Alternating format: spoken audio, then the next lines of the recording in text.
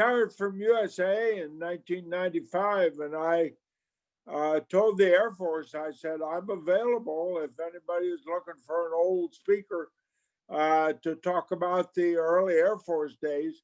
Well, I don't think I knew what I was getting myself into. My God, my phone started ringing off the hook.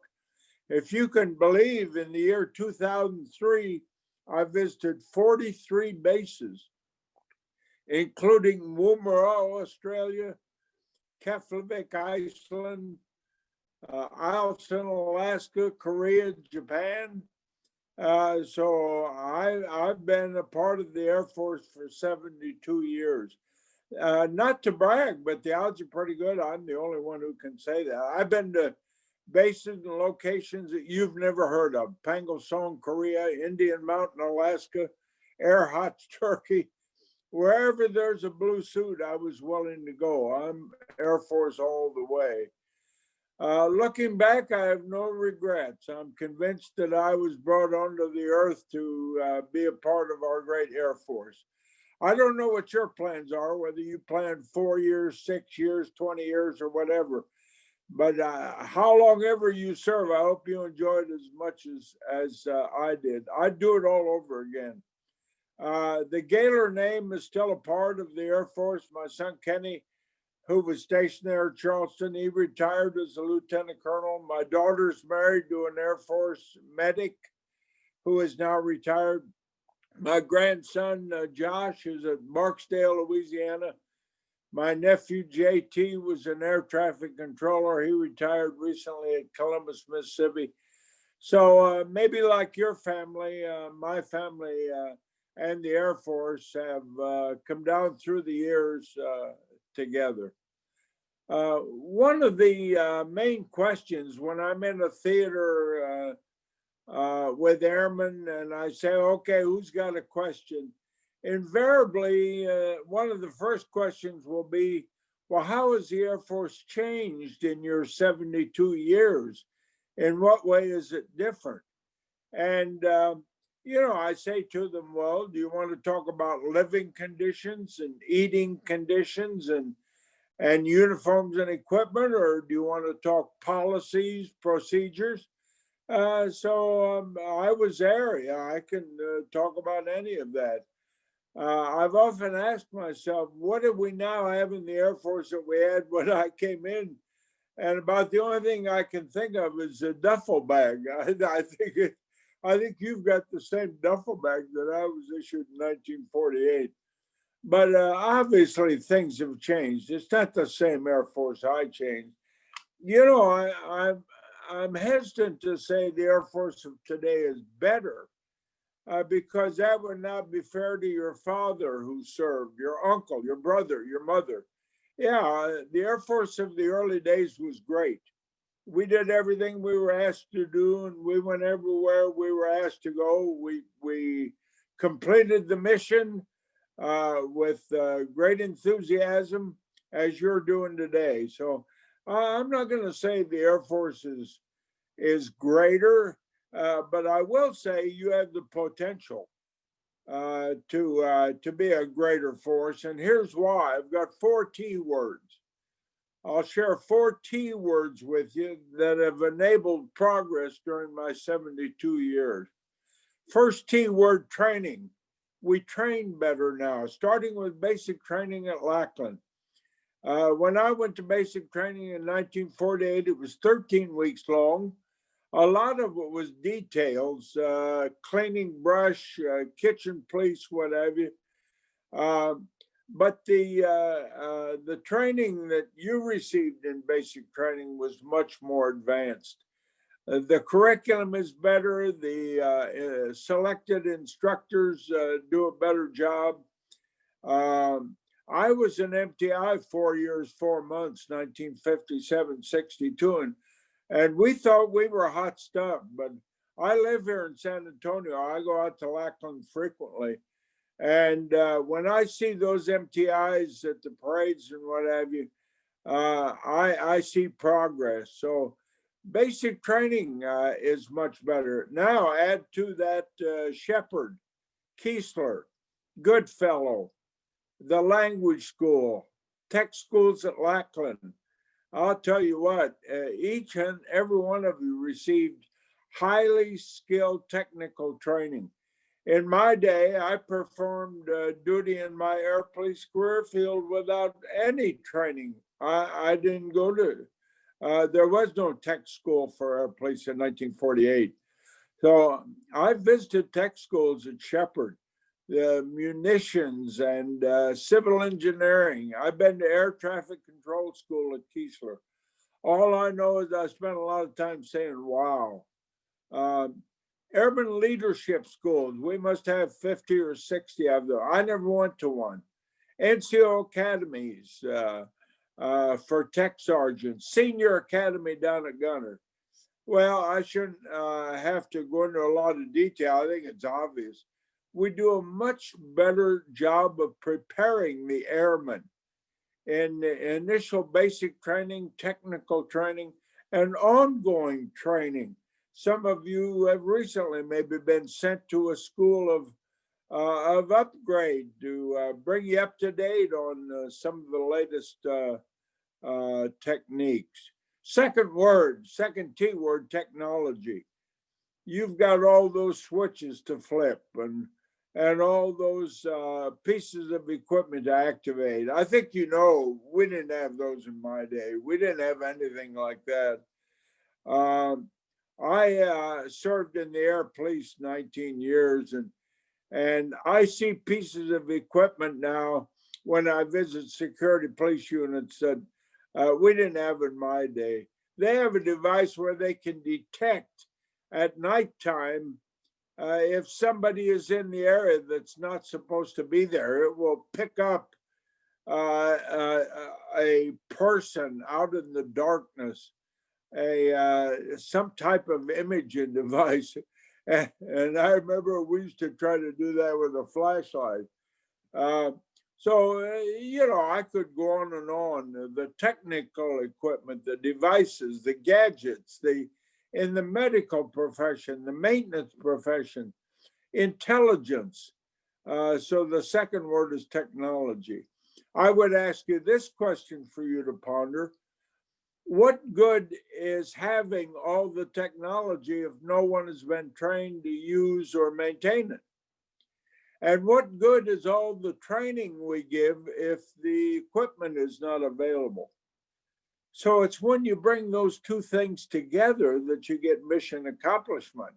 A trained person like you in a particular skill, and then giving you the equipment you need to perform that skill, and you get the job done. So that's a good definition of mission accomplishment, is a trained individual with the appropriate equipment they need to perform.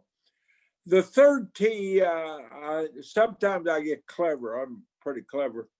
I call it tribe, because if I said family, you wouldn't know what I was talking about. When I say tribe, I mean family. I don't know if you have children, but if you do, the odds are pretty good that you're aware of daycare centers, family support centers. If you have deployed, there's someone there to help your family, to look after them. First sergeants, command chiefs trained in family care. We integrated the importance of the family into the Air Force way of life. So we do a much better job of including family in our Air Force programs. I don't know when you graduated from basic training, but you'll probably remember your graduating parade. And I'm sure you remember seeing the stands filled with moms and dads and sweethearts and sisters and people there to attend your graduation. I can assure you in 1958, we encouraged the airmen to write mom a letter and tell her, stay away from Lackland. We don't need you here. That you have cut the umbilical cord and you no longer need that. Looking back, that wasn't very bright. But now families are a big part of our Air Force success. I hope you appreciate that, because it's not always been there. I speak at events, promotion events, and frequently there are 1, 2, 3, 4-year-old kids accompanying their mom or dad who's being promoted. I love that because that shows how important the family is to our total Air Force structure. The fourth T, you're probably trying to guess what it is. I don't know if you have it or not, but it's the one that allows the other three to work, and that word is trust. I entered an Air Force where there was no trust. The enlisted force was not trusted. There were huge gaps between officer and enlisted, and the officers, it seemed to me, spent most of their time watching the airmen to see if they were going to screw up so they could pounce on them. But now we train you, we give you the equipment, we get out of the way and let you do your job. I recently visited Dover, Delaware, a base similar to yours, and a senior airman took me up on top of the wing of a C-5 airplane. And he was explaining to me fuel cells and stuff I didn't understand. And I thought, wow, here's a senior airman who's been trained in these skills and is allowed to perform his duty with only required supervision, not ongoing, constant looking down someone's neck.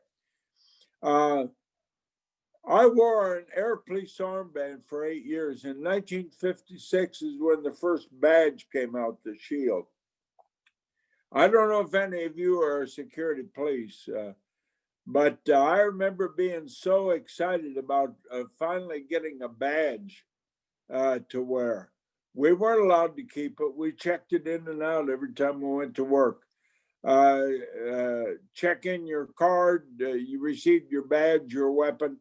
I asked my sergeant, why don't you just give us our badge and we'll be wearing it when we come to work? Oh, no, Gaylor, you'll be trying to get in movies free. You'll be trying to ride the city bus without paying. And I didn't understand that. It didn't make sense to me why they didn't trust me. I said, you let me guard a multi-million-dollar airplane, you won't even let me have my badge. So trust is my fourth word.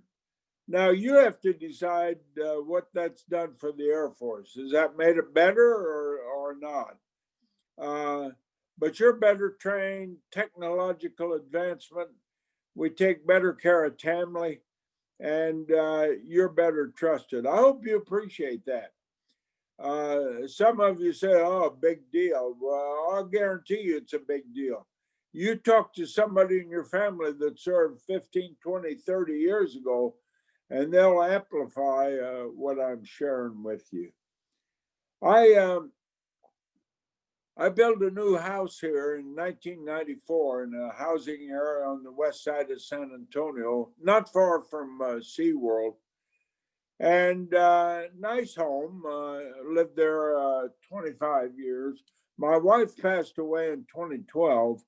But I still live there.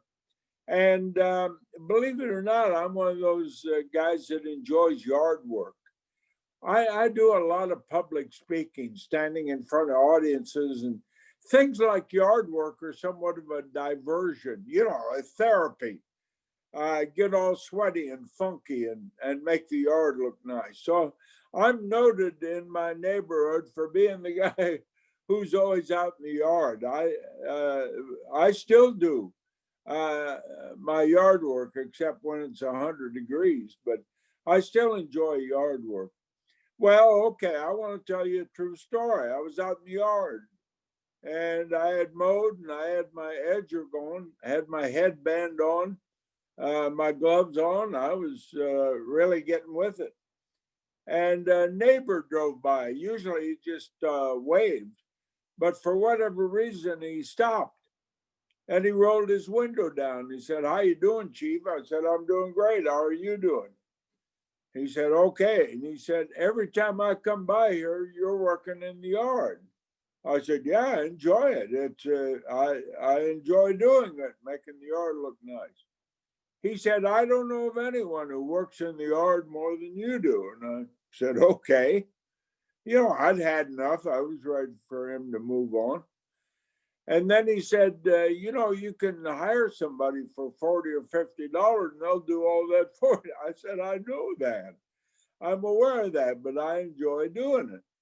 Well, I'd had enough of him, but for whatever reason, he decided to analyze me. Why do you do it? What is your motive? What is your reason? Why? Well, now I'm just trying to think of something to say to get rid of him so he'd move on and I could get back to my work. So I said something off the top of my head that I've become quite famous for and frequently quoted. I said to him, because my name is on the mailbox. Because my name is on the mailbox. I want that to sink in. I'm talking accountability. I'm talking pride. I'm talking acceptance of responsibility.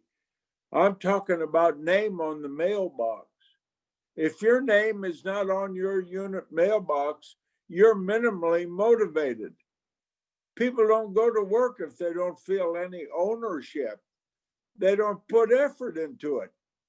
If you're a supervisor and you expect people to respond, the first thing you have to allow them to do is feel a piece of the action, that they're involved and that their contribution is important. Name on the mailbox. What a great comment. I worked at USA Insurance, big building on I-10. I used to go out of my way in the hallway to pick up a tissue, a Kleenex that someone dropped. My buddies, hey, Bob, you the new janitor? I said, no. Why are you policing up the building? I said, because it's my building. I work here. I invite people to lunch. I don't want them to think it's an ugly building. My name is on the mailbox. Here's a great Air Force story. This will reinforce my point. Back during the war in Iraq, CNN reporters out on a flight line trying to find a story. And you and I watching CNN can see an airplanes taxiing in and out. There's a lot of activity. CNN guy says, a lot going on out there this morning. Let me see if I can find somebody who can explain what's going on. About then, a senior airman walks by. And CNN guy says, excuse me, airman, could I have you here in the camera range? What's your name? Where are you from? I remember the kid said Buffalo, New York. What is your job here, young man? And the senior airman said, I'm the crew chief on that F-16 taxiing in.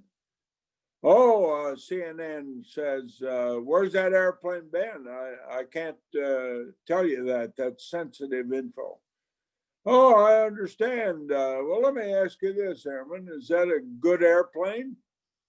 And the airman said, it's the best airplane in the entire inventory. Wow. CNN guy says, why is that? You know, I thought the airman would say, it'll fly fast, it'll fly far. Maybe you remember what he said. It's my airplane. It's my airplane. I get goosebumps when I tell the story. If that doesn't light your fire, your logs are wet. We're talking accountability. We're talking responsibility. Once again, I don't know how many of you supervise, but when you get a new airman in, the first thing you better do is say to them, here's the board. Here's a magic marker. There's a spot on the board for you to put your name. It's now your unit. You're now a part of the team. Without you, we can't get things done. What a powerful message. Name on the mailbox. I'm very proud of my country with all its warts, and believe me, we got a lot of them. We're going through some tough times, but it's still my country. And I'm obligated to do what I can to keep it afloat. It's my city of San Antonio. It's my house, it's my car. pride in ownership, accountability. Give that some thought. Name on the mailbox. I did a TED Talk. You can find it online if you're interested. It's titled A Motto for Life. I find that most companies have mottos. The Air Force has a motto: fly, fight, win. Sometimes you yell that out at a function. American Airlines, we're American Airlines, doing what we do best. Delta is ready when you are. Fly the friendly skies of United. Burger King says, have it your way. Mottos. The Geico Gecko. Geico can save you 15%. USAA has a motto. We know what it means to serve. So I assume you have a motto.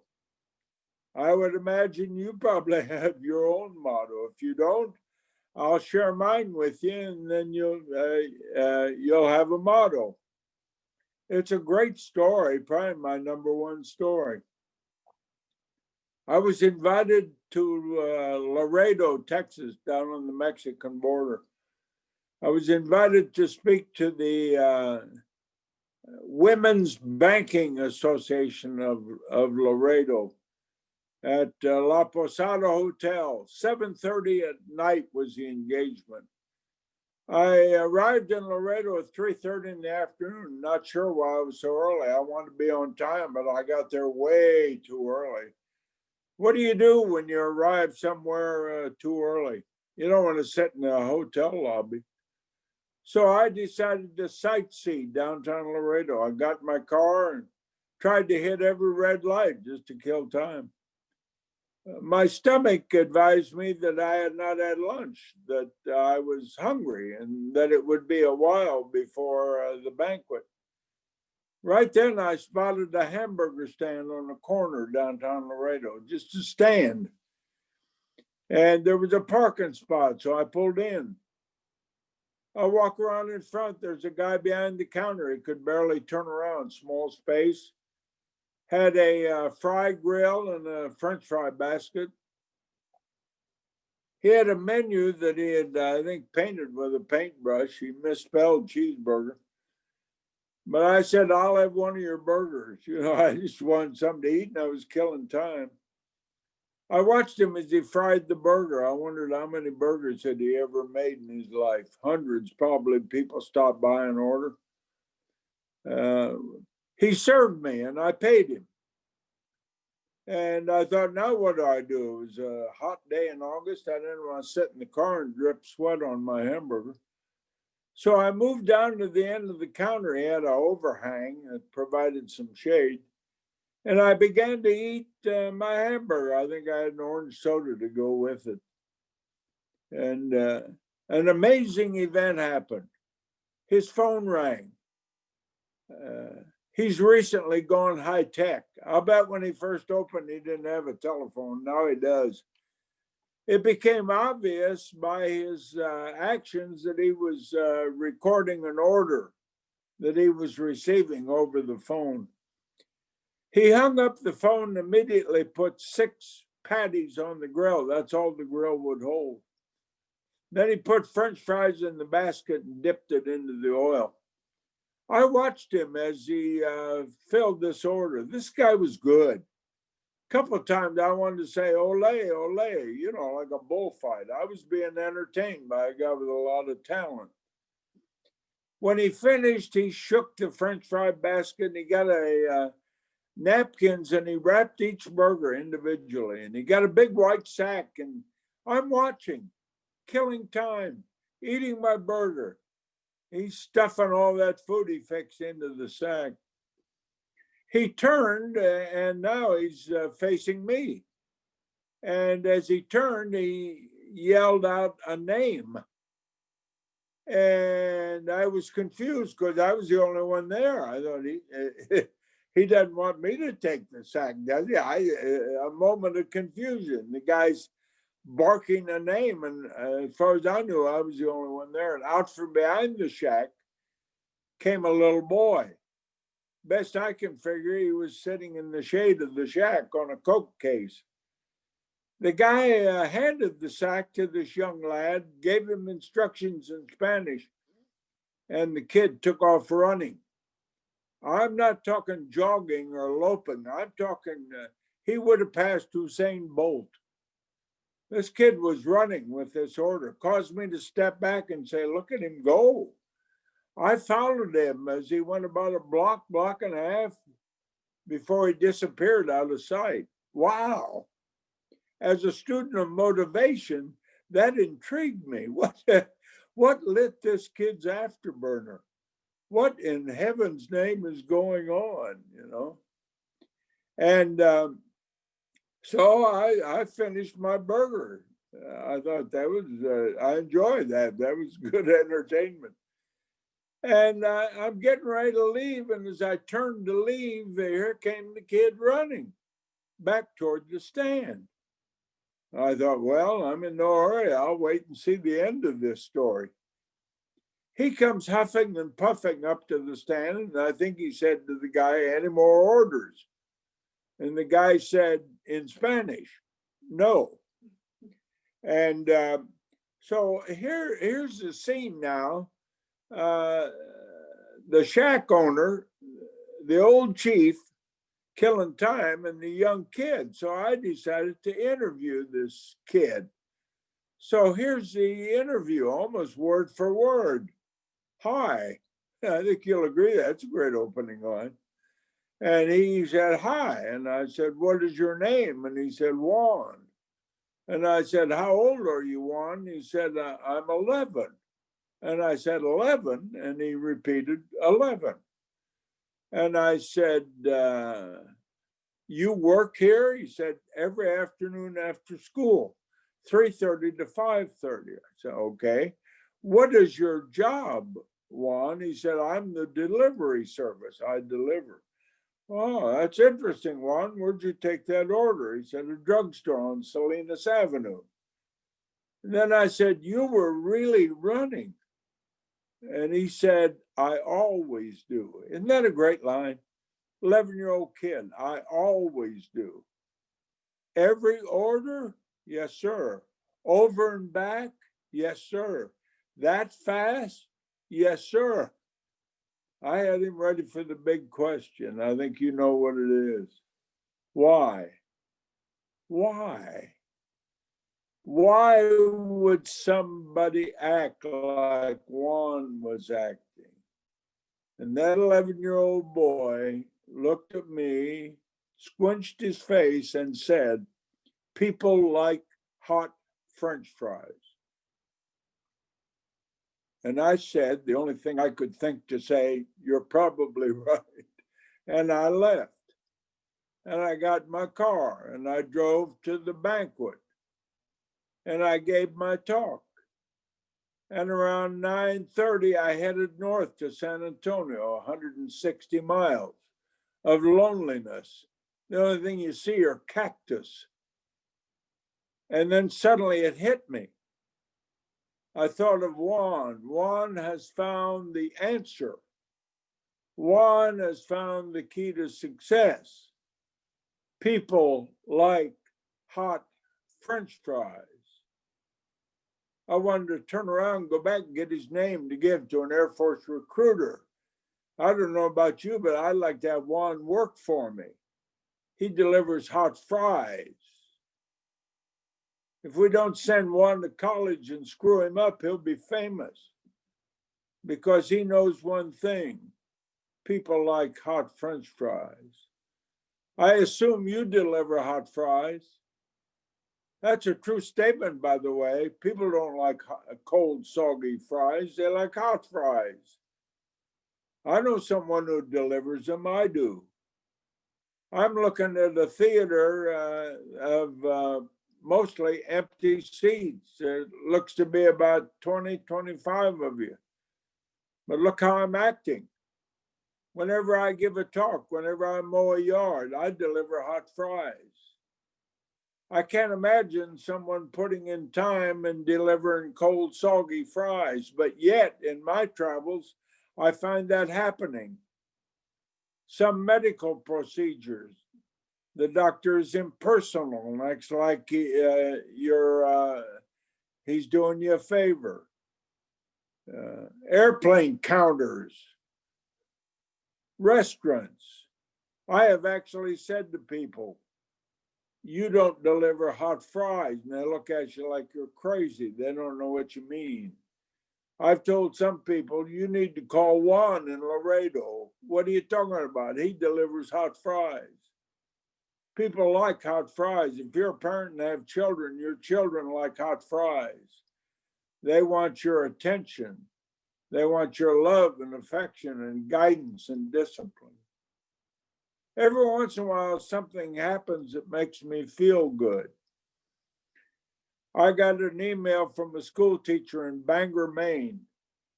Said, I love your French fry story. I show it to all my classes. That made my day.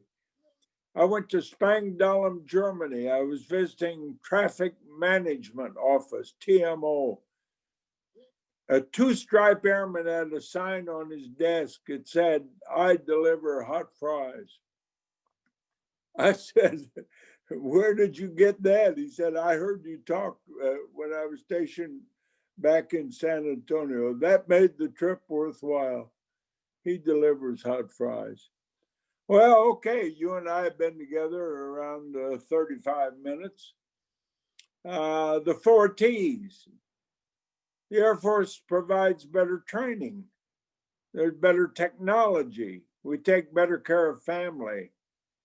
And we show trust. We trust our people much better than we did in my early day. Then I talk about name on the mailbox, pride in what you do, accountability, acceptance of responsibility.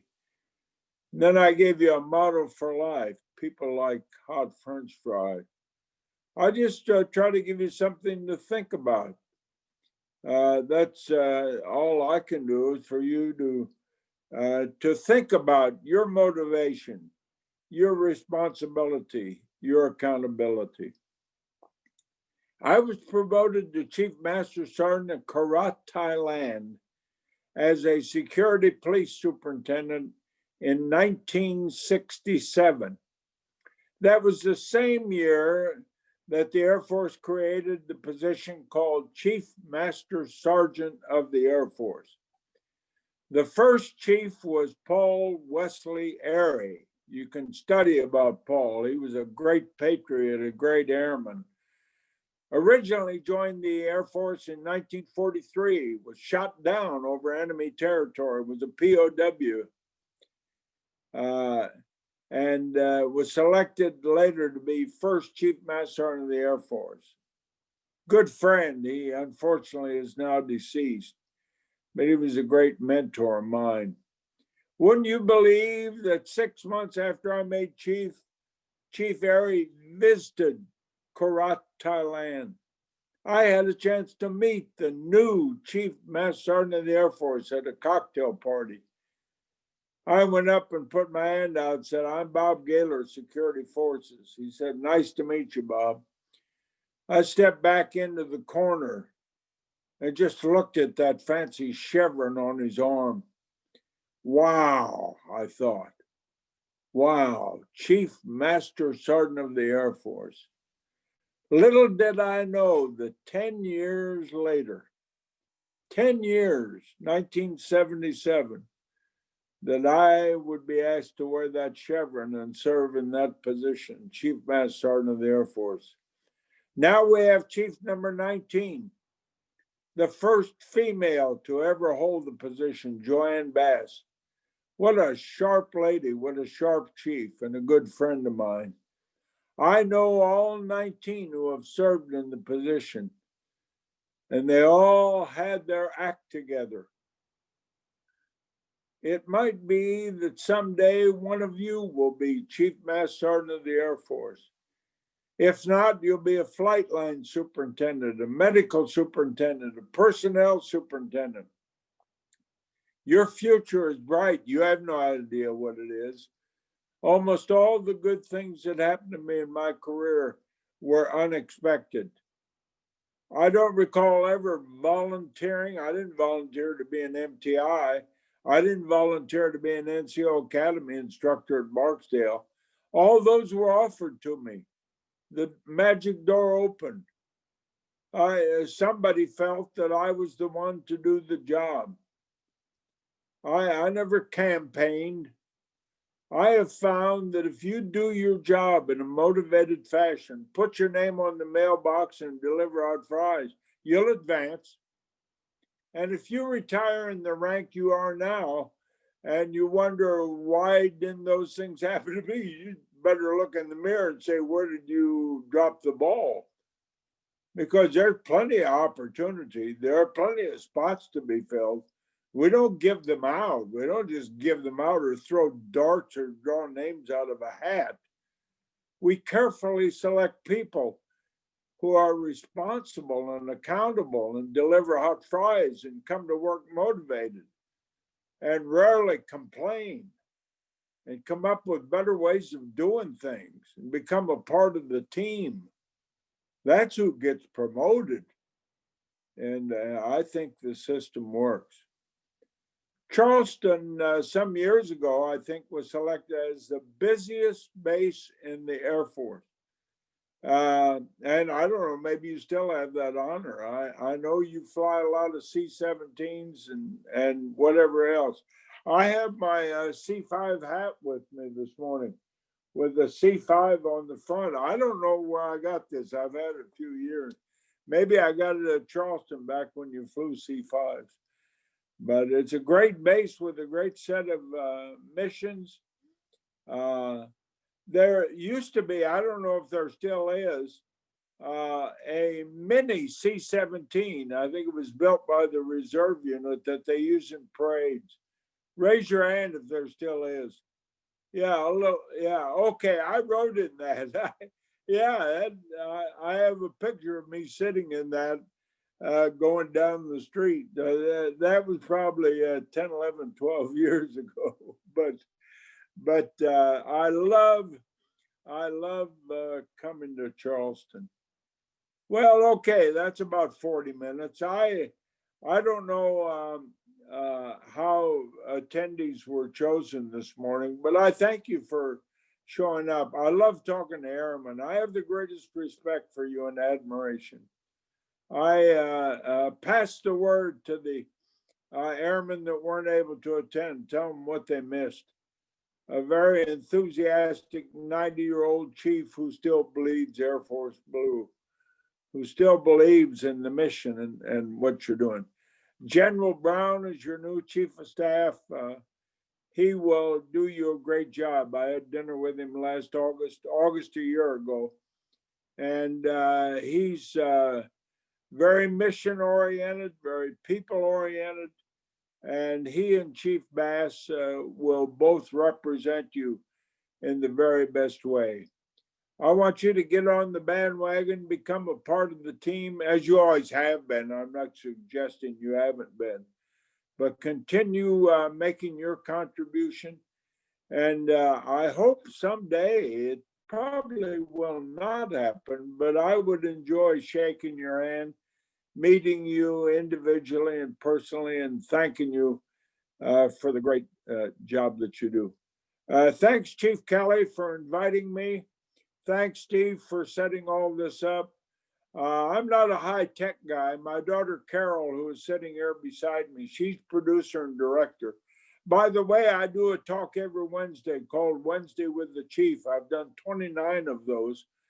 20 minutes each with a different message. If you're interested, I do those on Facebook. So whatever I can do to make my small contribution to our great Air Force, I will continue doing. Have a great week. Thank you. Chief, this is Chief Cologne from the 628th Air Base Wing here, the command chief. So years ago, you used to toss out T-shirts to the crowd if they had heard you 5 times speaking. I don't know if you have any of those T-shirts left, but what Chief Kelly and I would like to do is send you one of our T-shirts so you can put it in your closet. My last Gaylor Groupie t-shirt is framed on the wall of the Gaylor NCO Academy at Lackland. It's number 138. That's how many I gave out. Nice. I would love a Charleston t-shirt. I'm size large. I have quite a collection, but I don't. This morning I'm wearing my AFSA shirt, and I've got my C5 cap, but I don't have a Charleston t-shirt, but I would appreciate that.